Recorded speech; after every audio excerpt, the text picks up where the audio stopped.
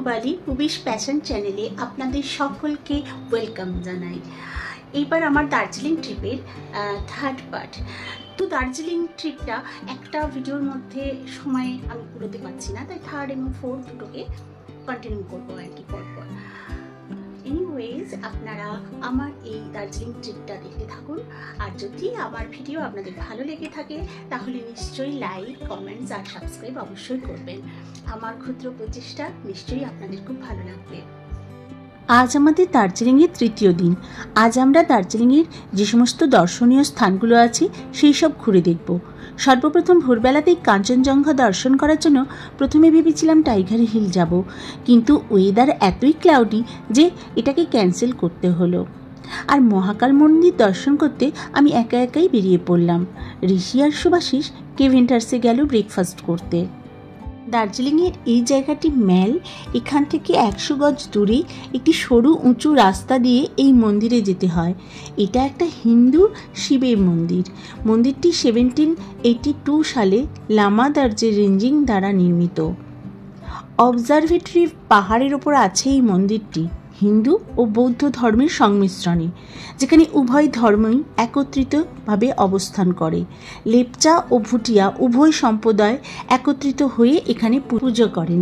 মন্দিরের পাশে ঘণ্টা আছে আর আছে শত শত রঙিন প্রার্থনা পতাকা সারিবদ্ধভাবে। খুব সুন্দর দেখতে লাগছিল। মহাদেব ছাড়াও এখানে মা দুর্গা, গণেশ, হনুমান, রাম, লক্ষ্মী এইসব দেবদেবীর পুজো হয়ে থাকে এখানে। মন্দিরের নিচ থেকেই পুজো কিনতে পাওয়া যায়। আমি এখানে মহাকালের মন্দিরে পুজো দিলাম, তারপর মন্দিরটা ঘুরে ভালোভাবে দেখতে থাকলাম। এখানে দেখুন বৌদ্ধদের যে গম্বুজগুলো থাকে সেগুলো আমি ঘোরাতে থাকলাম। আমার খুব ভালো লাগে এগুলো ঘোরাতে। আমি আপনাদের আগের ভিডিওতে বলেছিলাম যে আমরা প্রথমে যে হোটেলে এসে উঠেছি দার্জিলিংয়ে, central heritage spa and resort, সেই হোটেলটা কিন্তু আমাদের 2 দিনের জন্য বুক করা ছিল। তো আমাদের আজকের নাইটটা কিন্তু অন্য হোটেলে থাকতে হবে, তাই আমরা আফটার ব্রেকফাস্ট আমরা চেক আউট করে নেব হোটেল থেকে। আর লাগেজগুলো গাড়ির মধ্যে রেখেই আমরা দার্জিলিংয়ের দর্শনীয় স্থানগুলো ঘুরব, তারপর চেক ইন করবো আমাদের আজকে রাতটা যে হোটেলে থাকবো সেখানে। সেটা আছে গান্ধী রোডে। এখান থেকে কিন্তু অনেকটাই দূরে। 2 ইয়ার্স আগে আমি আর একবার দার্জিলিং এসেছিলাম, তো কিছু কিছু পুরনো ছবি দিতে খুব ইচ্ছে হলো, তাই একটু দিলাম।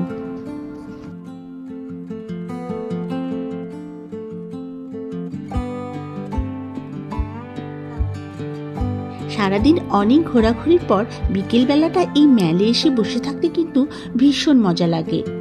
এরপর আমি এলাম গ্লিনারিজে। এটা একটা বেকারি শপ। একজন ইটালিয়ান ওনার এটা এস্টাবলিশ করেছিলেন। ব্রিটিশরা এখানকার পেস্ট্রি আর ব্রেড খেতে খুব পছন্দ করতেন। আমি ঋষির জন্য কিছু ডোনাটস আর কেক নিলাম। গ্লিনারিজের ঠিক পিছন দিকটাতেই আছে আমাদের হোটেলটা। এই গ্লিনারিজের পাশ দিয়েই একটা সরু রাস্তা চলে গেছে, যেটা আমাদের হোটেল পর্যন্ত পৌঁছেছে। এরপর আমি এলাম কেভেন্টার্সে, যেখানে সুভাষিস আর ঋষি ব্রেকফাস্ট করছিল। ওরা প্লেটার্স আর হট চকলেট কফি অর্ডার করেছিল। খুব সুন্দরভাবে কেভেন্টার্স সাজানো, শহরের একদম মিডল পোর্শনে আছে। কেভেন্টার্স 100 বছর ধরে ভ্রমণকারীদের কাছে আর দার্জিলিংয়ের অধিবাসীদের কাছে অন্যতম প্রিয় স্থান। আর কত সুন্দরভাবে ফুল দিয়ে সাজানো আছে।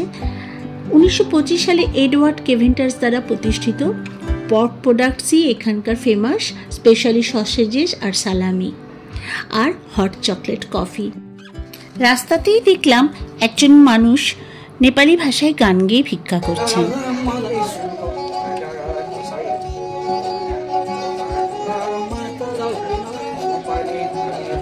কিছুক্ষণ দাঁড়িয়ে শুনলাম, তারপর হোটেলে ফিরে গেলাম। ড্রাইভার দীপক আসলে আমরা লাগেজ নিয়ে central heritage spa and resort থেকে চেক আউট করে চললাম জুয়ের উদ্দেশ্যে। Padmaja Naidu Himalayan zoological park. এখানকার প্রবেশ মূল্য হলো পার পারসন 110 রুপিস করে। ক্যামেরার জন্য বোধহয় আরও 10 টাকা বেশি লাগে। 1958 সালে চালু হয়েছিল এই জুলজিক্যাল পার্ক। ভারতের সর্বোচ্চ উচ্চতায় অবস্থিত চিড়িয়াখানা হিসেবেই প্রসিদ্ধ এটি। প্রায় ৭,০০০ ফুট উচ্চতায় অবস্থিত। আজকে জুয়ে এসে কিন্তু একটা মজার দৃশ্য দেখলাম, সেটা হলো এশিয়াটিক ব্ল্যাক যে বিয়ারটা আছে সে এমনভাবে পিছন দিকে ছুটছিল, মানে পিছন করে করে ব্যাকে যাওয়া আর কি যেটাকে বলে, সেইভাবে এমনভাবে ছুটছিল। আমি একটু অদ্ভুত, আমি এটা প্রথম দেখলাম, খুব ভালো লাগলো। কিন্তু ক্যামেরাবন্দি হওয়ার আগেই ও আবার সোজাভাবেই হাঁটতে শুরু করলো। Snow leopard, red panda, Wolf, white tiger এই জুয়ের মেন আকর্ষণ। এভরি ইয়ারে প্রায় ৩ লাখ লোক আসে এই জু দর্শন করতে। সরোজিনী নাইডুর মেন নাম পদ্মজা নাইডু, ওনার নামই এই জু। হিমালয়ান মাউন্টেনিয়ারিং ইনস্টিটিউট, এখানে ট্যুরিস্টদের জন্য কিছু অ্যাডভেঞ্চার অ্যাক্টিভিটিস আছে। আর এখানে তেনজিং নোরগের একটা সুন্দর স্ট্যাচু আর মিউজিয়াম আছে, কিন্তু আমরা এর ভিতরে আর গেলাম না। আমরা হিলকাট রোড ধরে সোজা চলে গেলাম দার্জিলিং টাউনের সবথেকে ক্লোজেস্ট টি গার্ডেনে, যার নাম হলো হ্যাপি ভ্যালি টি এস্টেট। এটা second oldest tea garden. Weather clear ছিল না, তাই খুব ভালো ভিউজ আসছিল না, কিন্তু তাহলেও কিছু কিছু জায়গা বেশ ভালো লাগছিল দেখতে। এখানে বেশিক্ষণ অপেক্ষা না করে আমরা সোজা চলে এলাম বাতাসিয়া লুপে। আসুন, মাত্র 50 টাকা টিকিট, ভিতরের প্রবেশ করলাম। ফুল দিয়ে সুন্দরভাবে বাগানটি সজ্জিত আছে, নানা রকমের সিজন ফ্লাওয়ার, খুব সুন্দর দৃশ্য। এরপর চলুন আরও ভিতরে যাওয়া যাক। টোটাল 50,000 বর্গফুটের একটা সুন্দর ফুলের বাগান আছে এখানে, দার্জিলিং থেকে মাত্র 5 কিলোমিটার দূরে। এই পার্কের মধ্যবর্তী জায়গায় আছে একটা war memorial, statue of Gorkha soldier. ভারতীয় সেনাবাহিনীর গোর্খা সৈন্যদের জন্য এই স্ট্যাচুটি আছে।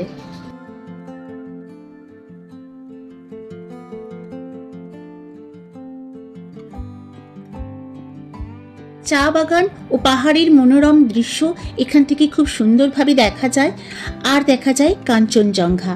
কিন্তু দেখুন, আজকেও আমাদের সাথে ওয়েদার ক্লিয়ার নেই, তাই কিন্তু আজকেও আমরা কাঞ্চনজঙ্ঘা দেখতে পাইনি। চারিদিক ক্লাউডি ক্লাউডি হয়ে আছে। এইবার কিন্তু এখনই এখানে টয় ট্রেনগুলো ঢুকবে, তাই সবাই রেডি হয়ে আছি। দেখুন, একটা টয় ট্রেন এসে গেছে। এই বাতাসিয়া লুপে এই টয় ট্রেনগুলো পুরো সার্কেল করে ঘোরে, যার জন্যই এটাকে লুপ বলা হচ্ছে। এখান থেকে টার্ন করে ট্রেনগুলো।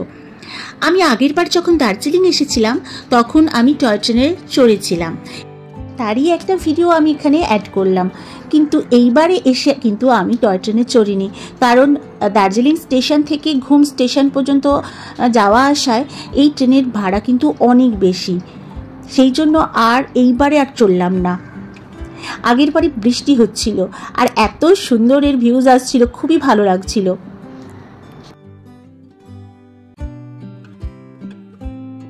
আমি দুটো অবস্থাকেই খুব সুন্দরভাবে উপভোগ করলাম, ট্রেনের বাইরে থেকে আর ট্রেনের ভিতরেও থেকে। টয় ট্রেনগুলো দু রকমের আছে, একটা ডিজেল ইঞ্জিন, একটা স্টিম ইঞ্জিন। আর স্টিম ইঞ্জিনগুলো যখন ওই ধোঁয়া ছাড়িয়ে আর কু কু কু কু আর কুঝিকঝিক আওয়াজ করতে করতে যায়, অদ্ভুত সুন্দর লাগে। দার্জিলিং হিমালয়ের মনোমুগ্ধকর দৃশ্যের জন্য বিখ্যাত। বিশ্বের 3য় উচ্চতম শৃঙ্গ কাঞ্চনজঙ্ঘা এখান থেকে সবচেয়ে সুন্দরভাবে দেখা যায়, কিন্তু আমরা সেই সৌভাগ্য অর্জন করিনি। আমার সবথেকে দুঃখ লাগে, আগের বারেও আমি যখন দার্জিলিং এসেছিলাম তখন বৃষ্টি ছিল, আর এবারে যখন আমি এলাম মেঘে ভরা দার্জিলিং। তো রোদ ঝলমল দার্জিলিং কেমন দেখতে হয় সেই অভিজ্ঞতা কিন্তু আমার এবারেও হলো না।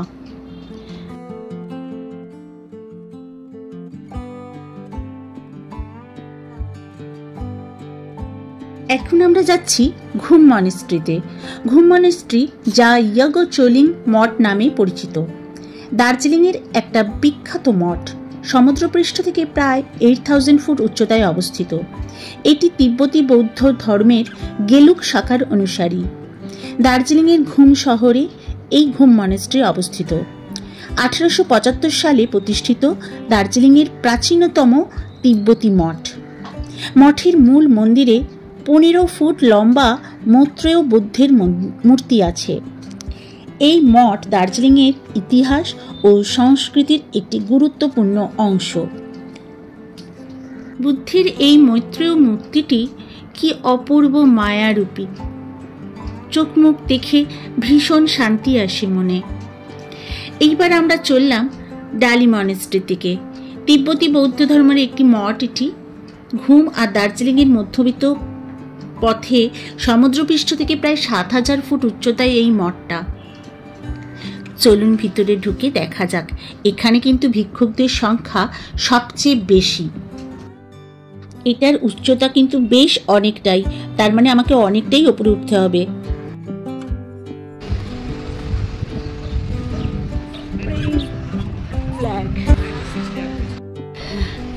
এখান থেকে ভিউজটা খুব সুন্দর লাগছে। এটা গেটটা মনেস্ট্রি থেকে খুব সুন্দর। এখানের ভিউজটা দেখুন, অনেক স্টেপস আছে কিন্তু ভিউজটাও সুন্দর, দারুণ লাগছে। আমাদের গাড়ি এখানে দাঁড়িয়ে আছে।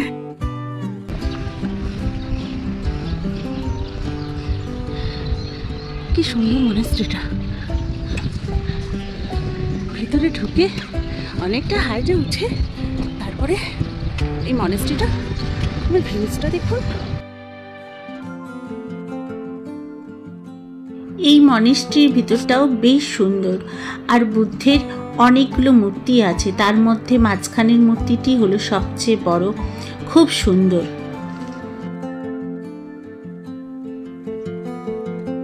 ট্রেনটা যাচ্ছে দেখুন, ওই দেখুন ট্রেন যাচ্ছে। দার্জিলিং এ ট্রেন দেখতে পেলে, টয় ট্রেন যখন যায় এত ভালো লাগে, ধোঁয়া ছাড়িয়ে যায়, কয়লা স্টিম ইঞ্জিন বলে বোধ হয়, এটাকে দারুণ লাগে। তিব্বতী বৌদ্ধ দলাই লামা এই মনেস্ট্রি থেকেই শিক্ষা অর্জন করেছিলেন।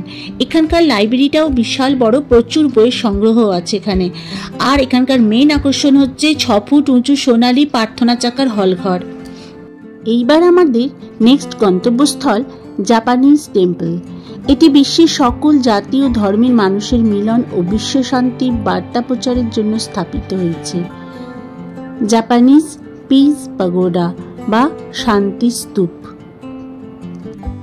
এটি জাপানি বৌদ্ধ সন্ন্যাসী ও নিপ্পনজান মিয়োহাজির সম্প্রদায়ের প্রতিষ্ঠাতা নিচিদাতসু ফুজির তত্ত্বাবধানে তৈরি হয়েছিল।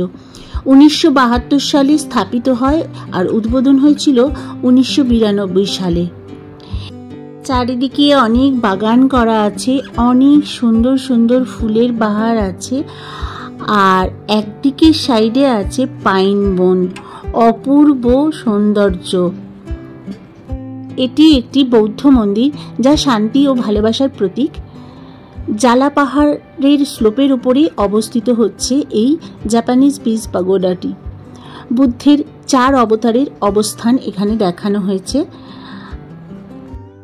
এই স্কাল্পচারগুলি ছিল অসাধারণ, অপূর্ব সুন্দর, কাঠের কারুকাজ করা।